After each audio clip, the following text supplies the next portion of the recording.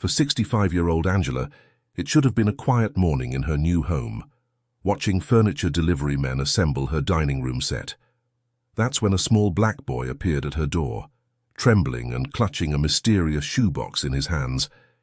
It seemed like a simple case of a lost child, the kind elderly folks in quiet neighborhoods know how to handle with a gentle word and a phone call to parents.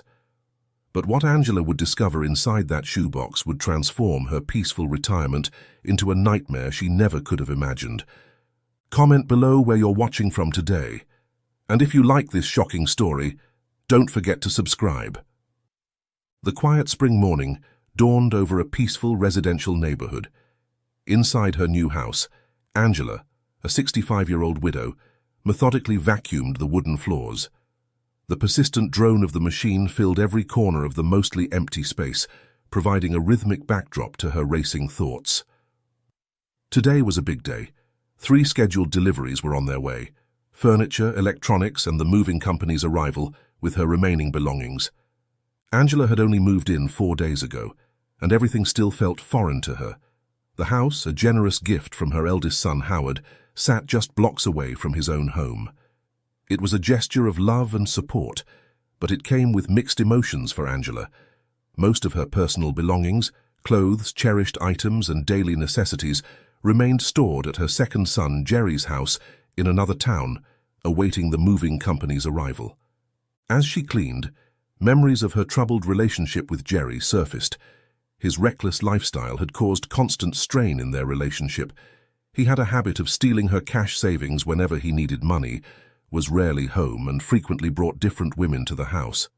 One particular incident with his girlfriends had severely embarrassed Angela in front of her church prayer group community, damaging her standing among fellow worshippers.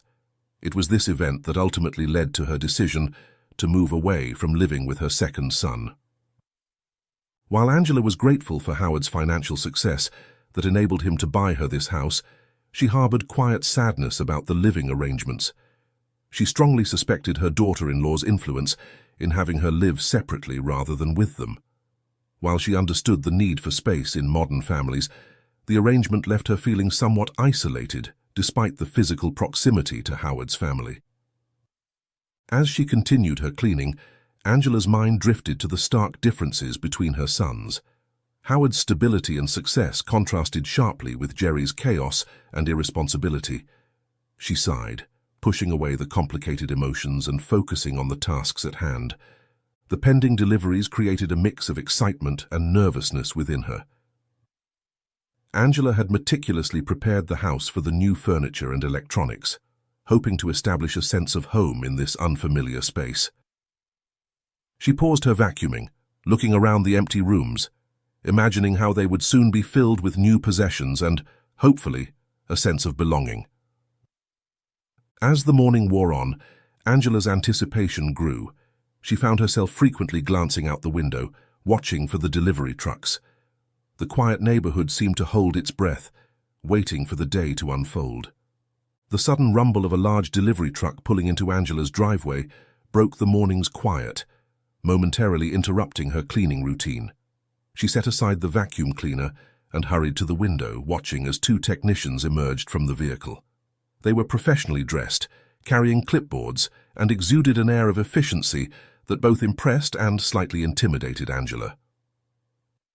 As she opened the front door to greet them, the men began unloading multiple boxes containing an unassembled dining set, coffee table, and shoe cabinet. Within minutes, her living room was filled with cardboard and packing materials, transforming the empty space into a maze of boxes and protective wrapping. Angela, aware that Howard had paid extra for assembly service, immediately let the men set to work inside after she closed the door. The sound of metal parts clanging against each other and tools being used filled the house, creating a symphony of construction that Angela found oddly comforting. Their efficiency and focus demonstrated their experience as they transformed individual pieces into functional furniture before her eyes. As Angela oversaw the assembly process, her focus was abruptly broken by a strange noise from outside. Distinct, muffled screams cut through the air, sending a chill down her spine.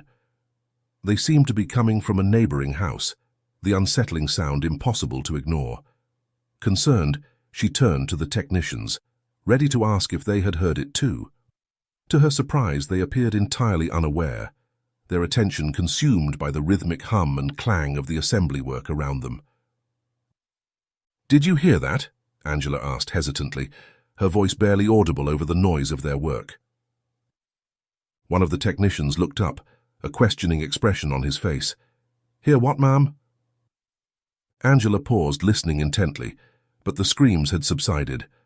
I thought I heard screaming from outside." The technician shrugged, returning to his task. "Probably just kids playing, ma'am. Nothing to worry about." But Angela couldn't shake the unease that had settled over her. The screams hadn't sounded like children at play.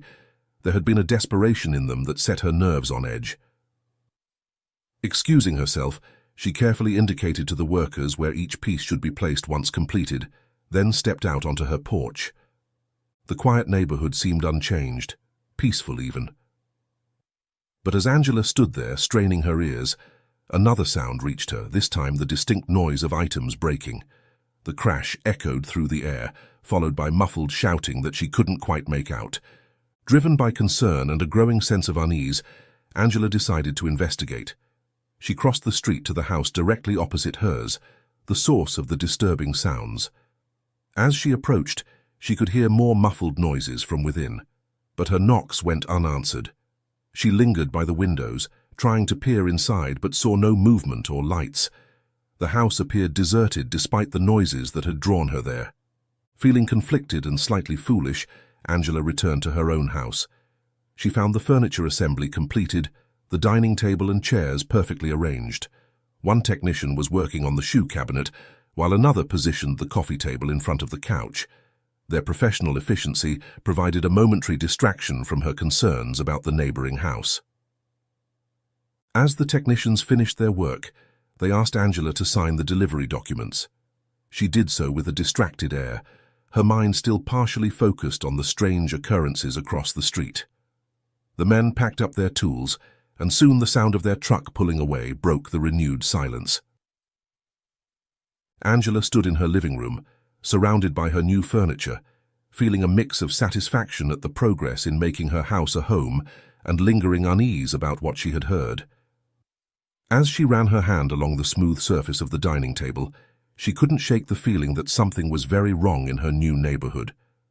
Angela was carefully examining the newly assembled furniture for any defects when a soft knock at her door broke the quiet. Puzzled, she made her way to the entrance, wondering who it could be.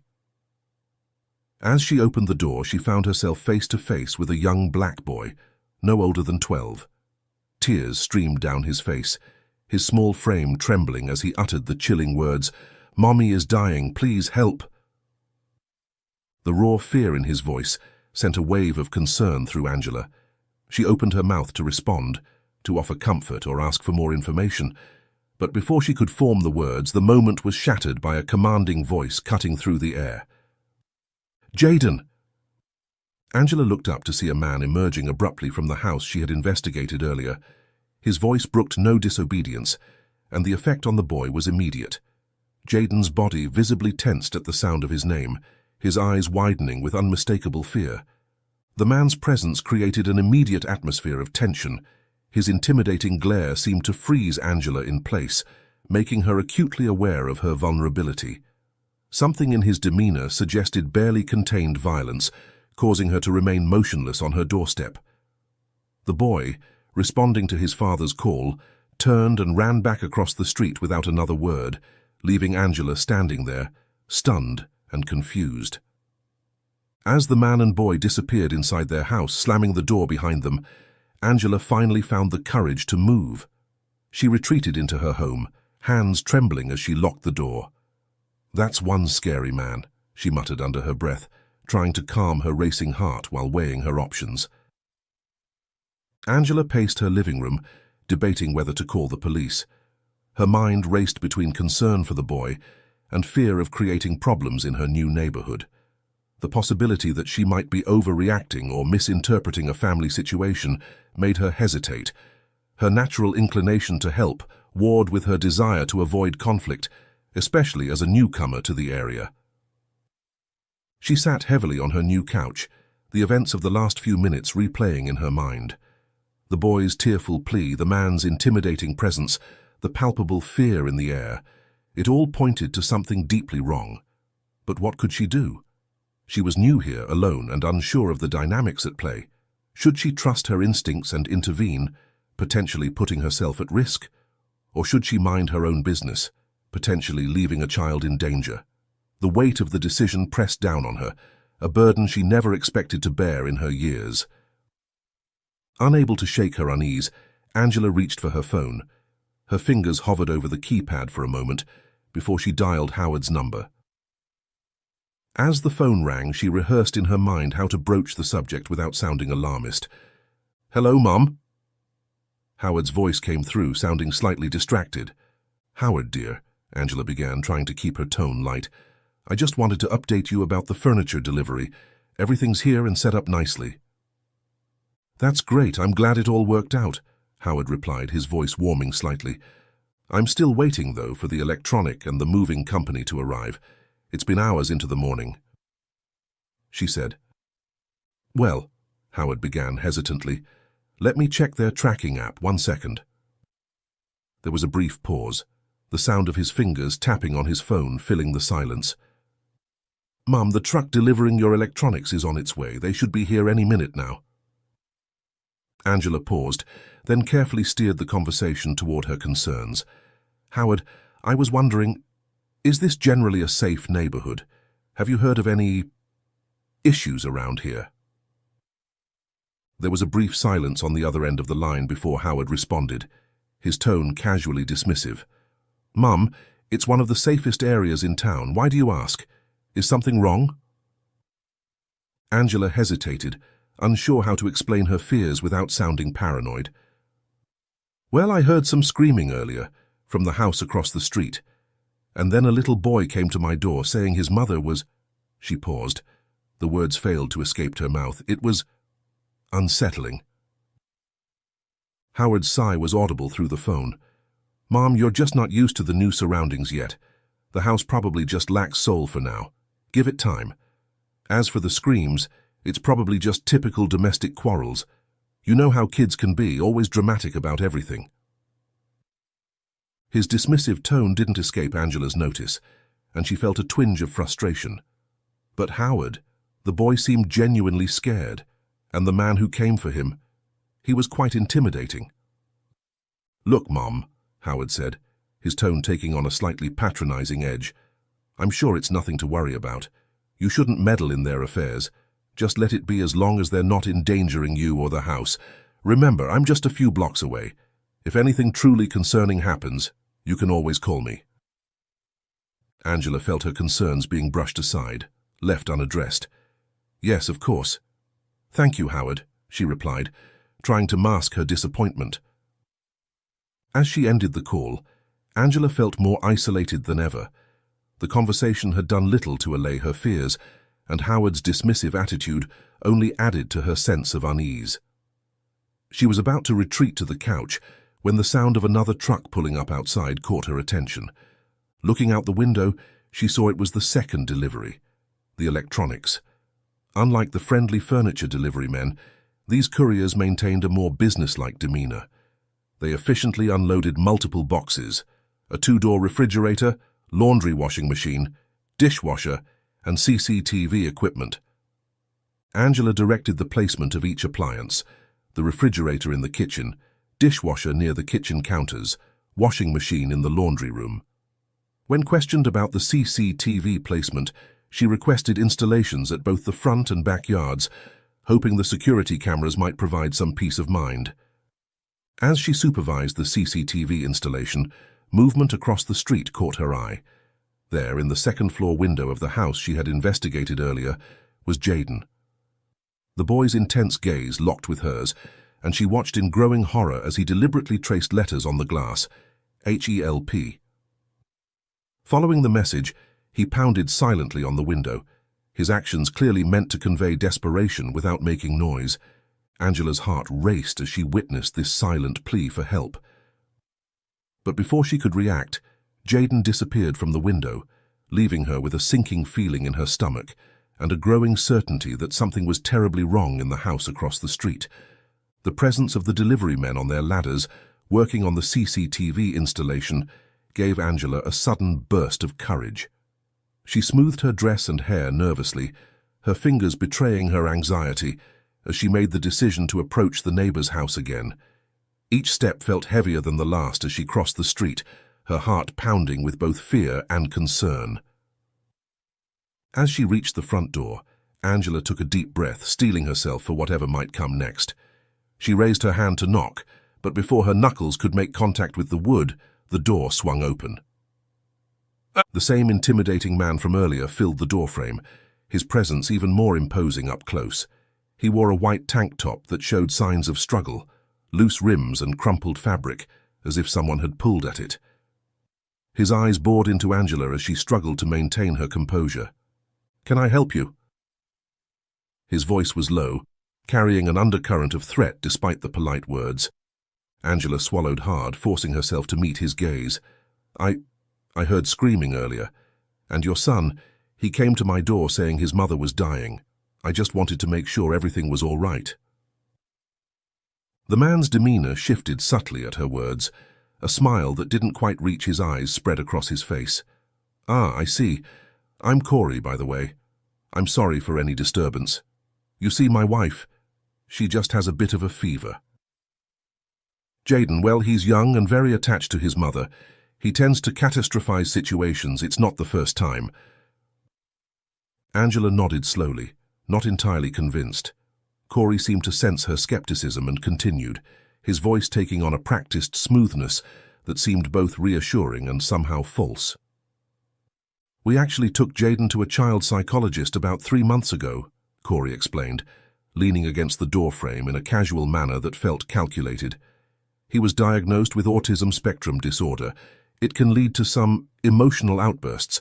Sometimes he damages property during these episodes, which might explain the breaking sounds you heard." The detailed medical explanation seemed to work on Angela, her unease fading as she accepted his reasoning. She even apologized for making him go to such lengths to clarify.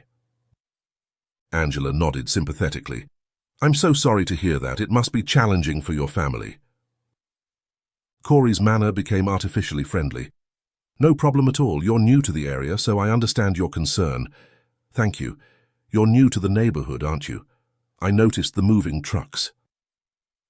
Angela nodded. "Yes, my son Howard bought me this house. He lives just blocks away. A 5-minute walk, actually."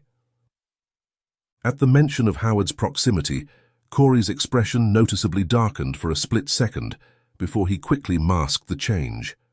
Angela noticed it, and her heart rate quickened at this telling reaction.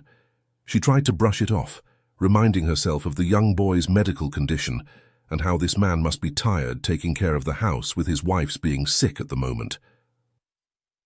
"Well," Corey said, his tone carrying a hint of finality, "I hope we can be peaceful neighbors.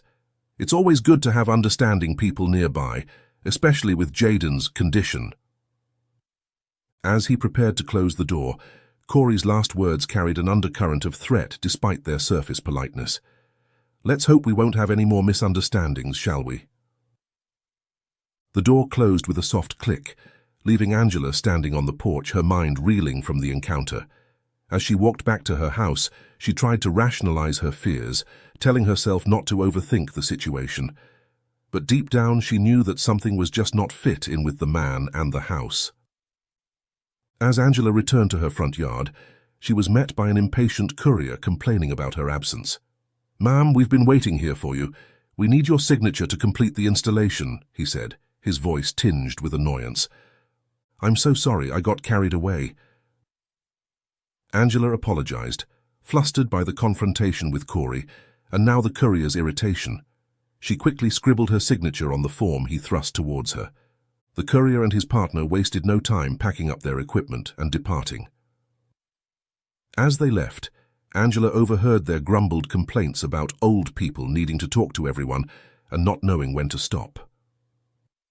Their remarks stung, but she chose to ignore them. Soon she was left alone with her newly installed appliances and CCTV system. The rumble of the trucks faded into the quiet afternoon air, leaving behind a heavy silence. Angela stood in her living room, surrounded by the new electronics and the scattered debris from the installations. The CCTV cameras were mounted, but their functionality remained a mystery to her. On the coffee table lay a stack of instruction manuals, their technical jargon a daunting challenge. With a sigh, Angela picked up the booklets and settled onto her new couch. She opened the CCTV instructions first, determined to figure out how to operate the system that might provide some security in this increasingly unsettling situation. As her eyes scanned the pages, however, the technical terms seemed to swim and float across her vision. No matter how hard she concentrated, the words refused to form coherent meaning. Frustration built within her as she flipped from page to page, each diagram and explanation more confusing than the last. Finally, Angela closed the booklet with a snap, tossing it onto the coffee table. "Why can't I understand this?" she muttered, angry tears pricking at her eyes. "I'm not smart enough. I've never been smart enough." Her mind drifted to the past, to the painful memories of her struggles after her husband walked out, calling her a dependent woman who can't do anything right on her own. Those words had haunted her, fueling her fight to carve out a place in a world that seemed determined to undermine her. Whenever she searched for the root of her insecurities, one memory stood out vividly: the day her father, a fish market vendor, had pulled her out of school. "School is a waste of money," he had said firmly, his voice gruff with conviction. "Working a real job makes money for a living." From that moment, she found herself behind the counter of their seafood stall, her dreams of education slipping away with every sale she made. The weight of those words still lingered, shaping her insecurities and fueling her determination to prove she was more than what others believed. Angela closed her eyes, trying to push away the painful memories. She forced herself to find silver linings, focusing on Howard, her successful son. His achievements should be reason enough to be thankful, she told herself, but the contrast between his education and her own limitations weighed heavily on her heart. She didn't want to be another burden on his life, but she just couldn't help the loneliness she felt inside. Seeking support, Angela reached for her phone once more, dialing Howard's number. To her disappointment, it was her daughter-in-law who answered, her voice carrying barely concealed impatience. "Angela, is everything all right?" "I'm sorry to bother you," Angela began hesitantly. "I'm having trouble with the CCTV system. I was hoping Howard might be able to help." There was a sigh on the other end of the line. "Have you tried reading the manual, Angela? Howard's busy in the garage right now and I need to feed the baby. I'm sure you can figure it out." Before Angela could respond, the call ended abruptly, leaving her feeling sadder and more isolated than ever. She considered walking to Howard's house, but remembered she needed to stay home for the moving company. As the late morning sun streamed through her windows, Angela found herself surrounded by new possessions that she couldn't fully utilize, in a house that didn't quite feel like home, and with a growing sense of unease about her neighbors. The technical manuals mocked her from the coffee table, a tangible reminder of her perceived inadequacies. She moved to the window, looking out at the quiet street. The house across the way stood silent, its windows dark. What was happening behind those walls? Was she overreacting, or was there really something sinister at play? Angela's thoughts were interrupted by a soft knock at her door. Her heart rate quickened. She glanced at the window, but there's no truck or van parking in her driveway. As she approached the door, a sense of foreboding washed over her. Angela's hand trembled slightly as she opened the door. To her surprise, she found Jaden standing on her doorstep once again, but this time his appearance was drastically different. The boy's small frame was shirtless, wearing only pants, and he clutched a red shoebox in his trembling hands. "Please save sister," Jaden pleaded, his voice barely above a whisper. "Please, ma'am." Before Angela could fully process his words, the boy thrust the shoebox towards her. With shaking hands, she lifted the lid, and her breath caught in her throat. Inside, carefully wrapped in what she recognized as Jaden's missing shirt, was a newborn baby girl. For a moment, Angela stood frozen, her mind struggling to comprehend the situation. Then, her maternal instincts kicked in with full force. She quickly pulled both children inside, closing the door behind them. "Jaden, sweetheart," Angela said, trying to keep her voice calm despite the panic rising within her. "Can you tell me what's happening? Where did you find the baby?" But before the boy could find his voice to explain, the relative quiet shattered. Screams erupted from the neighbor's house, more intense than before. The terrifying blend of a woman's and man's voices now carried clearly through the air, sending chills down Angela's spine. The newborn, disturbed by the commotion, began stirring and crying in the shoebox. The sound alarmed both Jaden and Angela, their fear palpable as they realized the noise might attract attention. Angela's worst fears materialized as she glanced out her window. Corey was pacing alone toward her house, his front door closed behind him. In his hand he clutched a baseball bat, his purposeful stride leaving no doubt about his intentions. "Jaden, listen to me," Angela said urgently, her mind racing. "I need you to hide somewhere in the house. Take your sister with you. Can you do that for me?" The boy nodded, his eyes wide with fear. He scooped up the shoebox containing the newborn and ran deeper into the house, disappearing from view. Angela's hands shook as she fumbled with the door lock, ensuring it was locked. Then, with trembling fingers, she dialed 911, knowing time was of the essence. 911, what's your emergency?" The operator's calm voice was a stark contrast to the chaos unfolding around Angela. "Please, I need help," Angela whispered urgently. "There's a man coming to my house with a baseball bat. I have 2 children here who I think are in danger from him." As she gave her address to the operator and ended the call, thunderous knocking erupted at her door. Corey's voice boomed through the wood, sending shivers down Angela's spine. I know Jaden's in there. Open this door now or I'll break it down." The relative quiet of the neighborhood was shattered by the thunderous knocking at Angela's door. Corey's voice boomed through the wood, each word dripping with barely contained rage. "I know Jaden's in there. I saw you take him in," Corey shouted, punctuating his words with menacing thuds of the baseball bat against the door. "Open up now, or I'll call the police and report you for kidnapping." Angela's heart pounded in her chest as she stumbled back from the front door, her mind racing with fear. The man's furious thumps against the door echoed through the house, each one sharper than the last. "Yes, I swear if you don't let me in right now, I'll swing this bat through your window," he threatened, his voice carrying a casual malice that sent chills down Angela's spine. With trembling fingers, Angela repeatedly dialed Howard's number while waiting for the police to arrive. Each unanswered call increased her sense of isolation and vulnerability.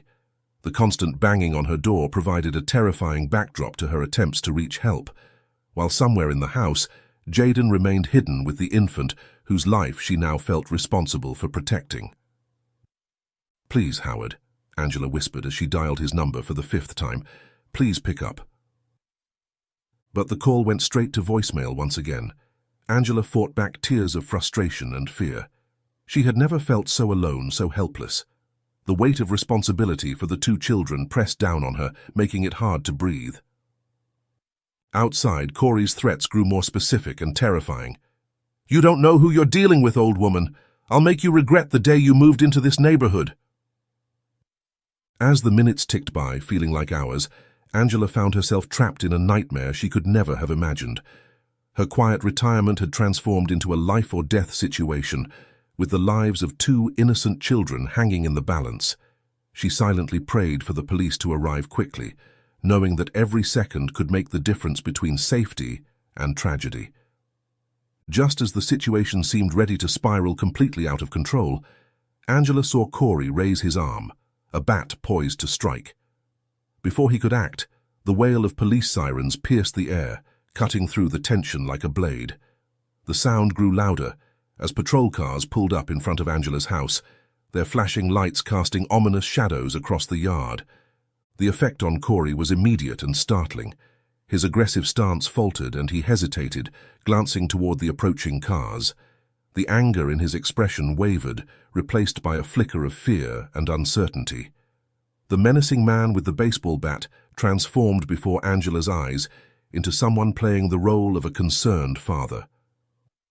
"Thank God you're here," Corey shouted to the approaching officers, his voice filled with feigned relief. "That woman kidnapped my son. He's in there with her." Angela watched this transformation with a mix of disbelief and fear. She knew the truth, but would the police believe her over Corey's act? As the officers quickly assessed the situation, one approached Corey while another knocked firmly on Angela's door.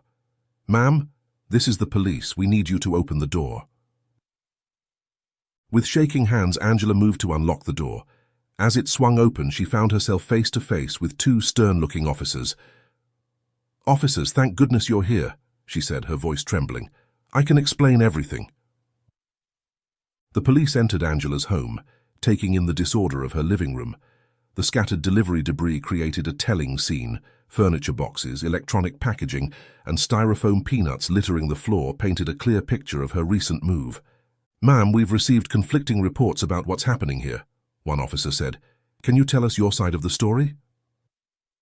Angela took a deep breath, steadying herself. "I just moved in a few days ago," she began, gesturing to the boxes and new furniture. "This afternoon, the boy from across the street, Jaden, came to my door.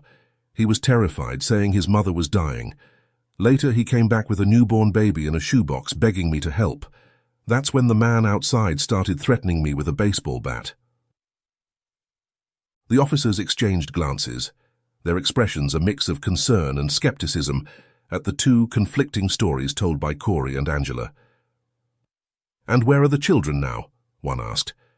"They're hiding somewhere in the house," Angela replied, realizing she didn't know their exact location. "I told the boy to hide when I saw Corey coming." The officers began a thorough search of the house, calling out for Jaden. Corey trailed behind and Angela followed them, her anxiety growing with each empty room they encountered. Finally, the sound of infant cries guided them to an empty room, where they discovered the closet hiding both children. Corey, still gripping the baseball bat, immediately launched to the boy. "Oh, Jaden, come to Daddy, you're safe." "No!" the boy shouted. "No, no, go away!" The police watched the scene erupted. Corey, noticing concerns and questions in their eyes, jumped into his story, his voice smooth and convincing. "Officers, I can explain everything. Jaden has autism spectrum disorder. We had him diagnosed just 3 months ago. He tends to run away and make up stories. I was just planning to play some baseball with him when he took off." When the police officers asked about the shoebox, Corey's eyes narrowed at it. "I have no idea where that baby came from.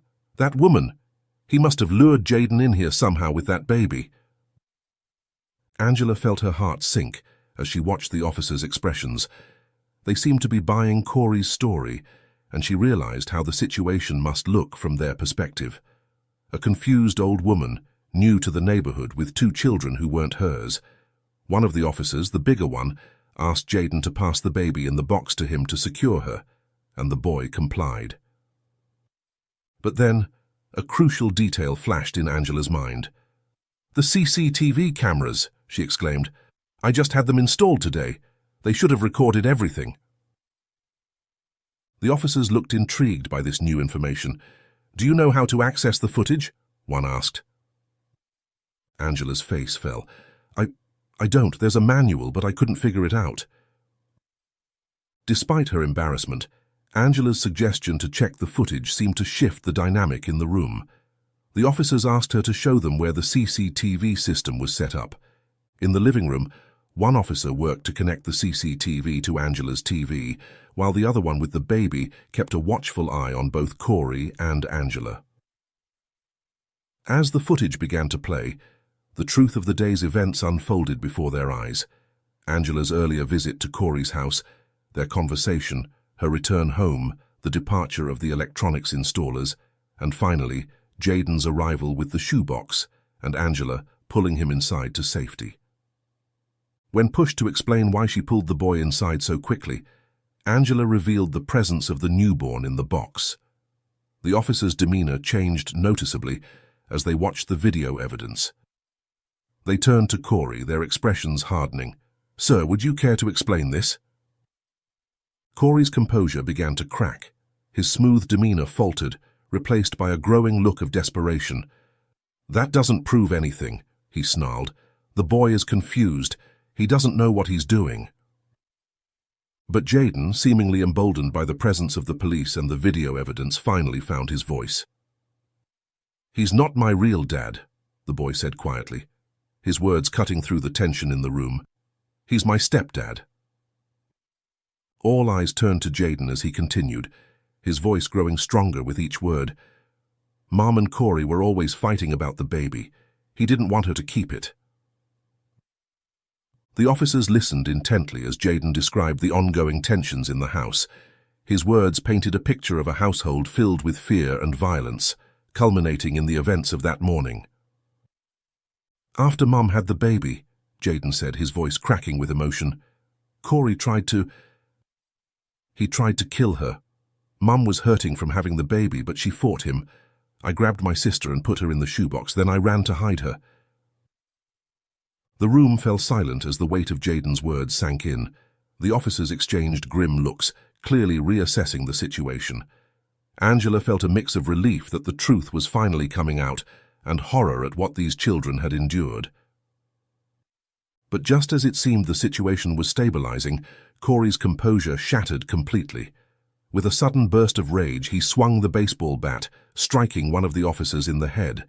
The officer crumpled to the ground, unconscious and bleeding.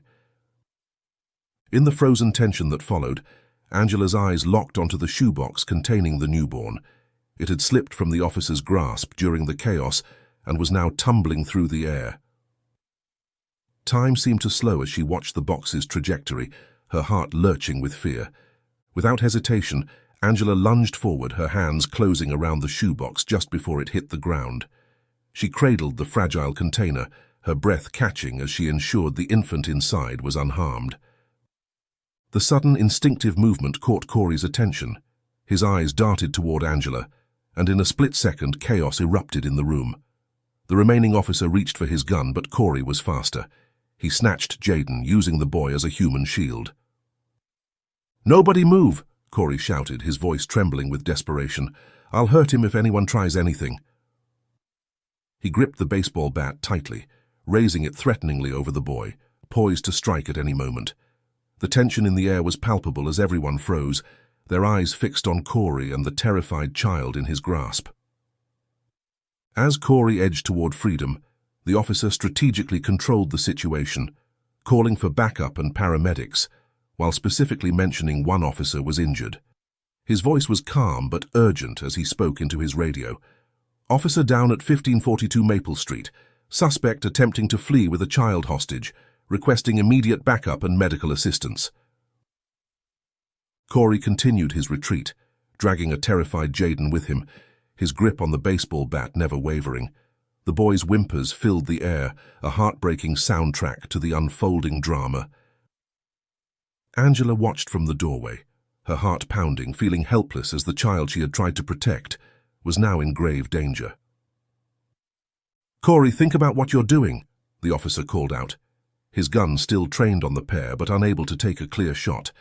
"This isn't going to end well for you. Let the boy go and we can talk this through." But Corey seemed beyond reason, his eyes wild with desperation. "Stay back," he shouted, tightening his grip on Jayden.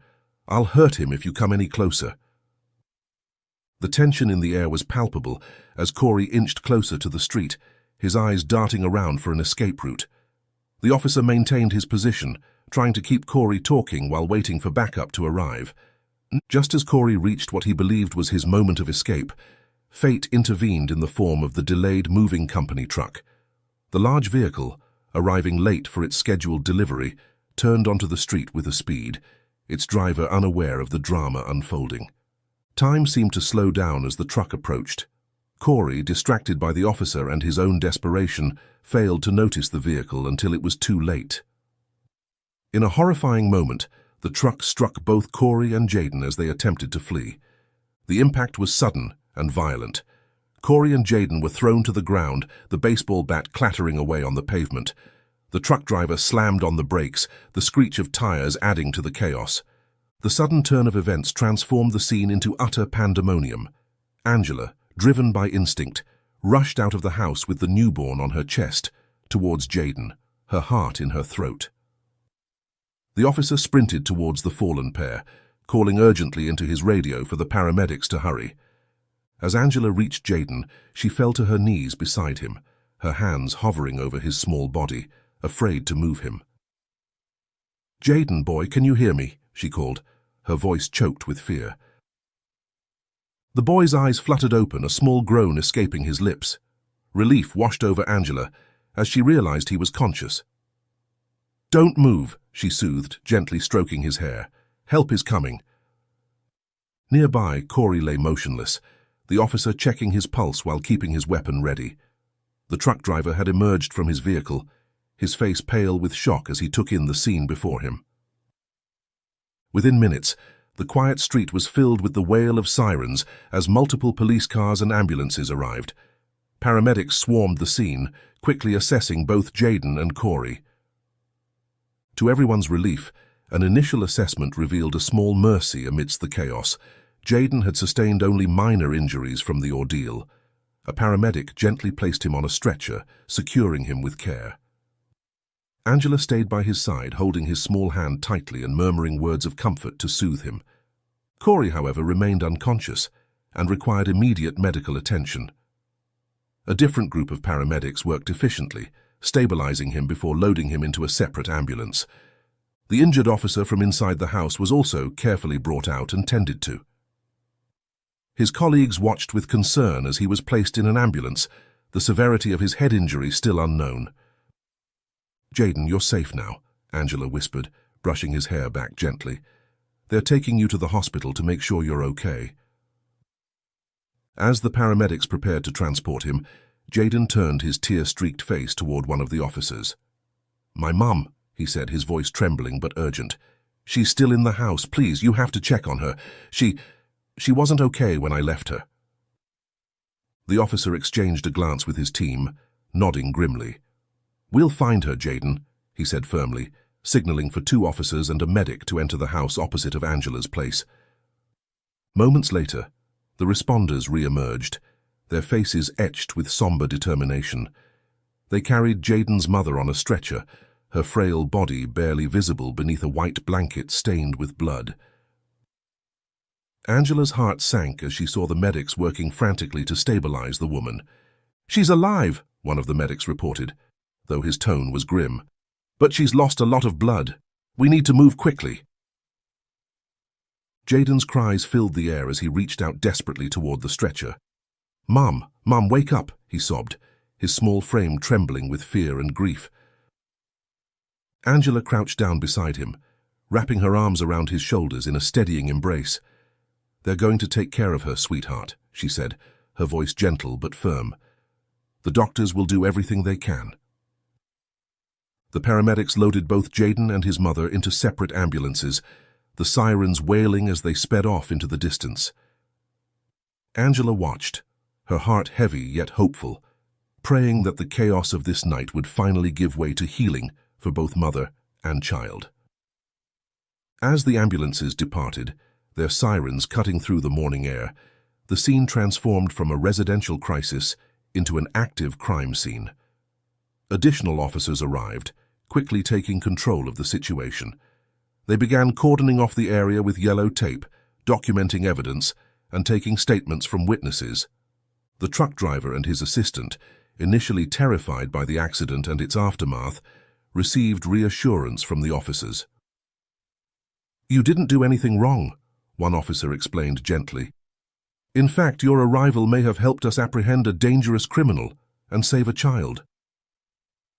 As the chaos began to settle, Angela found herself standing in the middle of the street, feeling overwhelmed by the morning's events. She watched as officers carefully collected the baseball bat, photographing it before placing it in an evidence bag. One of the officers approached Angela, his expression kind but professional. "Ma'am, you might want to come down to the hospital with us to give a full statement along with the boy. I'm sure he wants to stay close with her sister. We'll also need to contact child services regarding the infant." Angela nodded, realizing that the baby is still in her arms. "Of course, officer," she said quietly, her voice steady despite the whirlwind of emotions within her. I'll go to the hospital and do whatever is needed to help.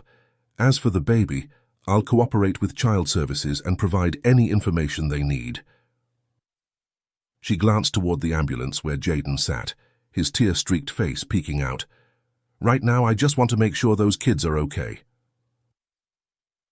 The emergency room of the local hospital was a flurry of activity as Angela arrived with the 2 backup officers and the baby. The sterile smell and bustling atmosphere were a stark contrast to the quiet neighborhood she had left behind.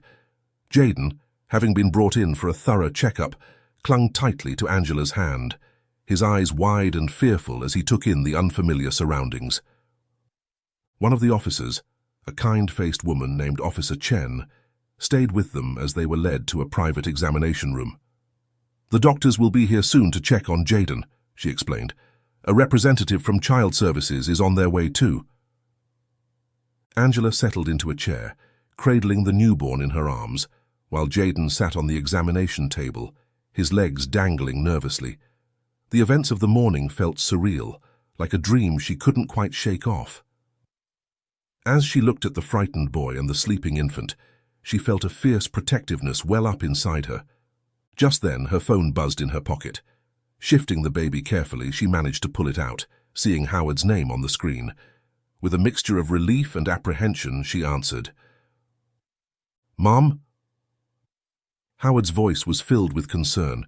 "I just got your messages. I'm so sorry I didn't answer. Are you okay? What happened?" Angela took a deep breath, trying to keep her voice steady.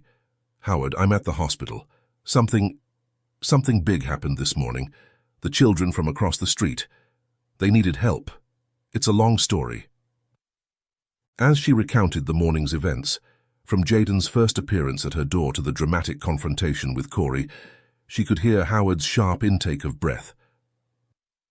When she finished, there was a moment of stunned silence.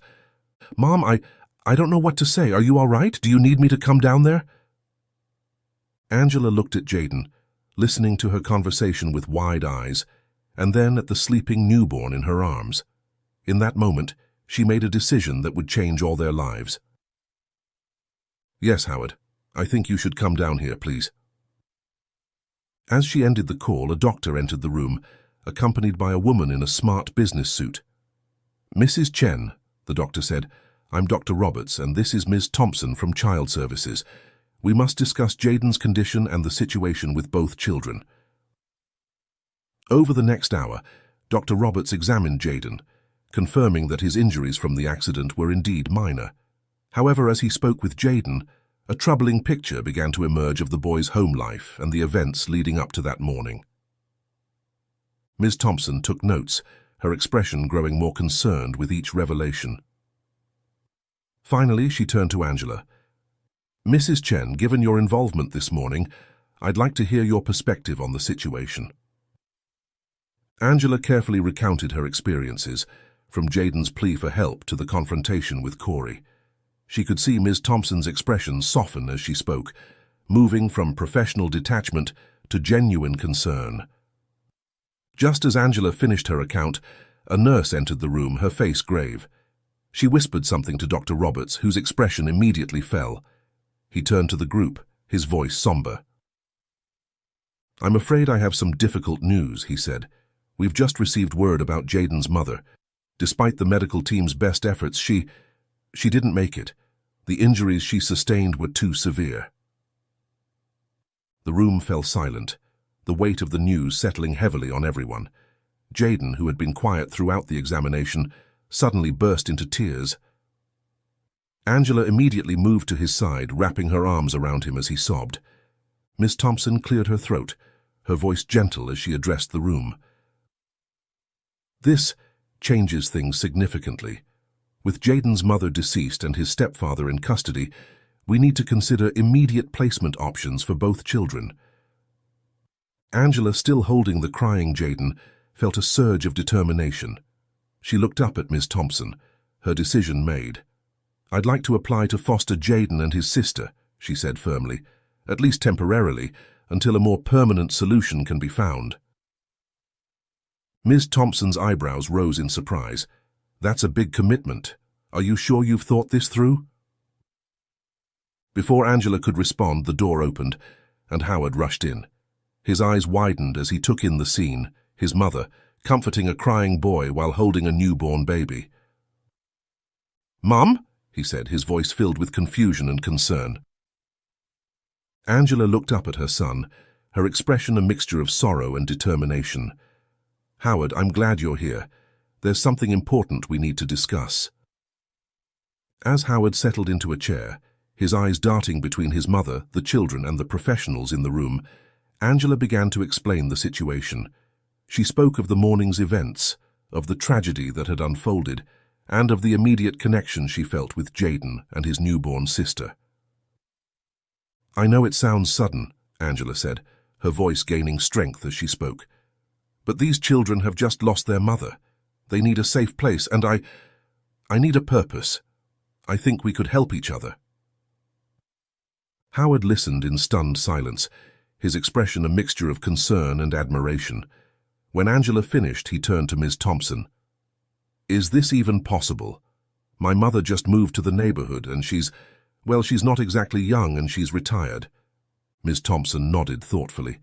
"It's not a typical situation, certainly, but given the circumstances and Mrs. Chen's actions today, we would definitely consider her application. Of course, there would be a thorough vetting process, home visits, and ongoing support and monitoring." As the adults discussed the practicalities, Jaden, who had calmed somewhat, suddenly spoke up. "Can we really stay with Angela?" he asked, his voice small but hopeful. "She made us feel safe."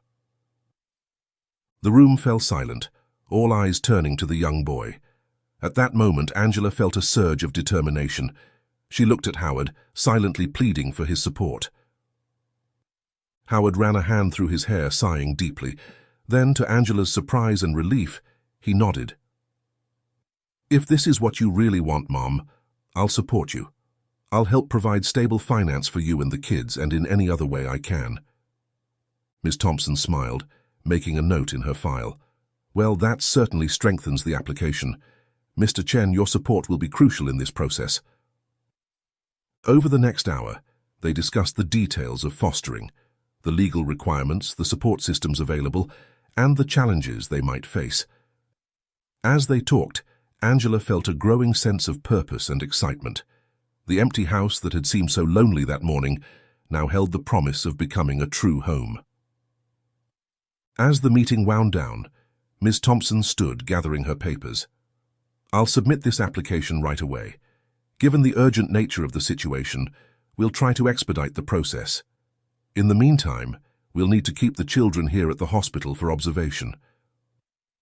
Angela's heart sank at the thought of leaving the children, but she understood the necessity. She hugged Jaden tightly, promising to return soon, and placed a gentle kiss on the baby's forehead before handing her to a nurse. As they prepared to leave the hospital, Howard placed a hand on his mother's shoulder. "Mom, are you sure about this? It's going to change your whole life."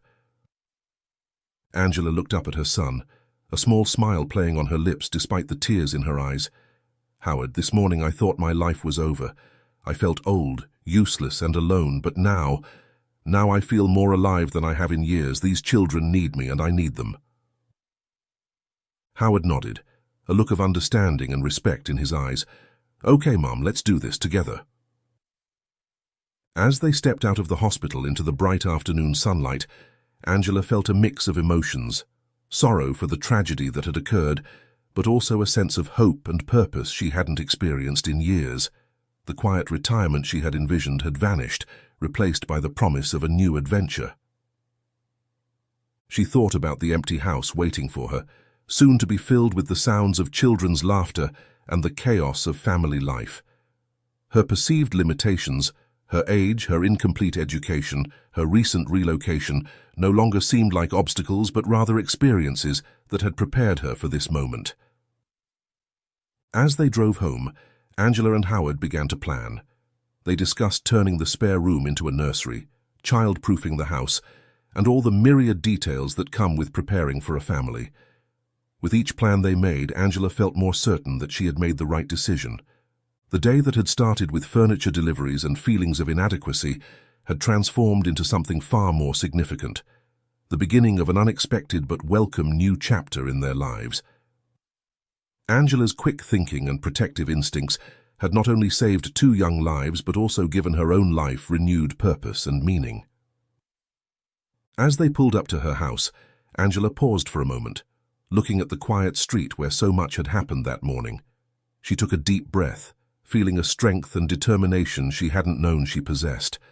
Her new life, it seemed, was just beginning, and for the first time in a long time, Angela couldn't wait to see what tomorrow would bring.